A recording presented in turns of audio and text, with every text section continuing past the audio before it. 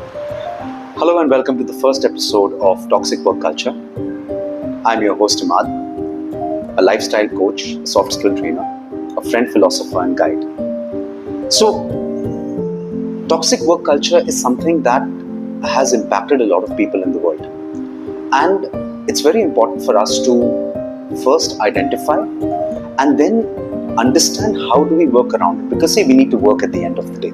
We cannot just quit the job because the work culture is not good, okay? Unless and until, of course, it gets a little out of hand. But if there are a few hacks, if you can actually follow and if you can actually observe and absorb and kind of imbibe, you can beat and you can ensure that you rise and you shine in a situation and in an office space which even has a toxic work culture. So what we're going to talk about today is just one nugget of knowledge that I'd like to share with all of you. It's called observe and absorb. Now see, what happens is that whenever you join a company, you're full of energy, you want to prove yourself, you want to make a point, you want people to listen to you, you have ideas, you're like this child with a lot of energy. However, what happens is 6 or 7 months down the line, the soda water settles. Everything just fizzles down and you're just following the system, right? And that's when things start getting a little monotonous, non-interesting for you. On the contrary, all the good employees in an organization are the ones who actually wait their time out.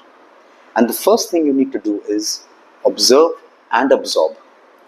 For the first 6 months, it's very important for us to understand what's happening in the organization, which direction is the business headed towards.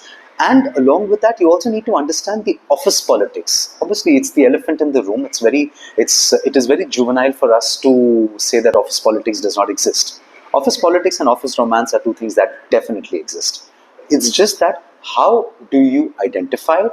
How do you tackle it? And how do you move on by building on your career? So the first thing is to absorb, or rather observe and then absorb. See what's happening.